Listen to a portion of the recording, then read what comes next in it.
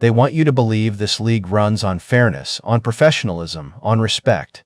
But last night exposed the lie. A semifinal game wasn't just about basketball. It turned into a stage where politics, power, and prejudice collided. And at the very center stood Sophie Cunningham, strapped in a leg brace, facing down not just opponents on the court, but an entire machine determined to break her. Because here's the truth, when Odyssey Sims came crashing to the floor, hard, violent, almost like a wrestling clothesline, teammates rushed to her aid. But while chaos unfolded, something else snapped into place. The spotlight shifted, not onto the injury, but onto Cunningham herself. And the vultures came circling. The hate machine revved instantly, no pause, no hesitation, not even a moment of empathy for the injured player. Instead, the cameras and the critics zeroed in on Sophie, like she was the one guilty of some crime, like she had no right to even exist at half court. And then, the insult of all insults, a so-called security guard, puffed up with false authority, storming toward her. Not to protect, not to de-escalate, but to intimidate, targeting an injured player strapped into a brace. It was pure humiliation theater, staged for the crowd. Think about that. A professional athlete, sidelined but still loyal enough to be present for her team, suddenly treated like a threat. And why? Because she's too visible. Because she's too popular. Because she refuses to bow down when the mob demands submission. This wasn't just a tense courtside moment, it was a deliberate attempt to cut Sophie Cunningham down to size. To remind all of us, that if you don't fit the narrative, if you dare to stand tall even with a brace on your leg, they will try to shame you, to brand you, to erase you. This is where the story begins, not with a victory, not with a highlight reel dunk, but with a confrontation that exposes everything ugly beneath the surface of this league. And if you think this was just about basketball, you're already missing the point. The moment Sophie Cunningham stood her ground, the knives came out. Not from her opponents on the court, but from an online mob foaming at the mouth, desperate to tear her apart. The narrative shifted instantly, twisted beyond recognition. She wasn't an injured athlete caught in the crosshairs anymore. She was painted as the villain, the aggressor, the problem. And the language? Vile, disgusting. The kind of poison that only comes from people who don't actually care about the game, only about scoring points in some culture war.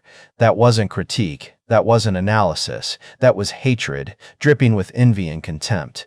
It wasn't enough to call her names. They wanted to erase her dignity, reduce her to nothing.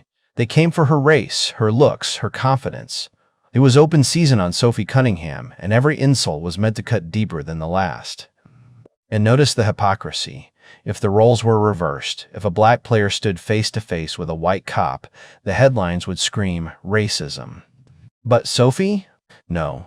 She's treated as fair game, a target to be mocked, ridiculed, and torn apart by strangers hiding behind keyboards. So let's get this straight. She's not even running onto the court, not even interfering with the game. She's literally standing on her side of the line in a leg brace. Yet suddenly, she's an intimidator? An injured athlete becomes the villain simply because she dared to exist in a space the mob didn't want her in. And the worst part? This wasn't just one or two trolls. It was a coordinated feeding frenzy. Comment sections flooded with cheap shots, jealous digs, and thinly veiled racism. Because at the end of the day, they don't hate Sophie for what she did. They hate her for what she represents: beauty, popularity, resilience, and a fan base that refuses to be silenced. This is what happens when someone refuses to break. Sophie Cunningham didn't flinch, didn't cower, didn't give them the collapse they wanted. And that's why the firestorm rages, because she's still standing, even when they want her buried. Here's the part they don't want you to hear. Sophie Cunningham isn't just another name on the roster. She's a star. And no matter how hard the mob claws at her, the data proves it. She's not only relevant, she's dominant. The numbers put her at the very top of the WNBA conversation, right next to Caitlin Clark and Angel Reese. And that's exactly why the hate burns so hot, because envy always follows the spotlight. An athlete sidelined with a leg brace, not even on the active floor, is still drawing more attention than almost anyone else in the league. That's not luck, that's presence, that's cultural gravity. And it terrifies the people who can't stand to see someone like Sophie commanding that kind of space. So what do? They attack. They smear. They try to reduce her to stereotypes, hoping to strip away her legitimacy.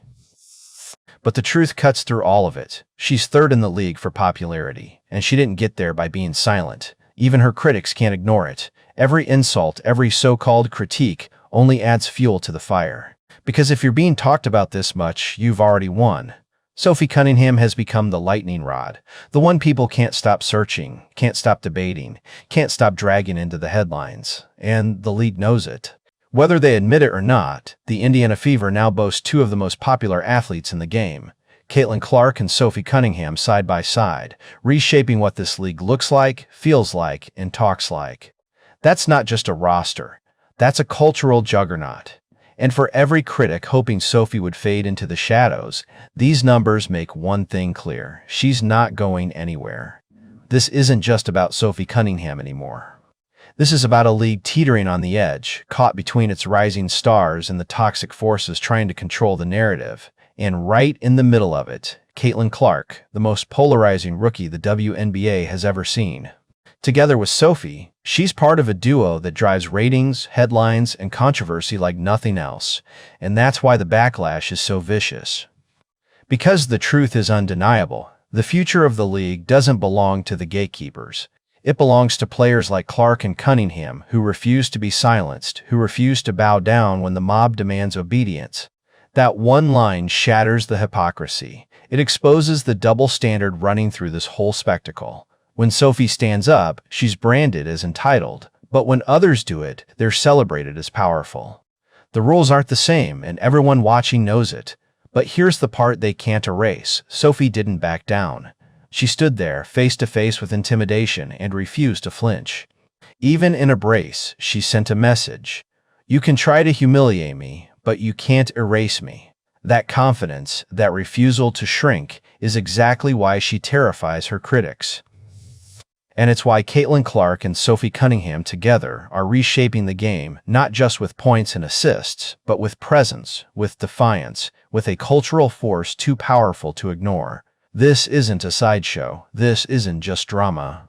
This is the breaking point, the moment when fans, players, and the league itself are forced to choose. Do they silence the stars who challenge the system?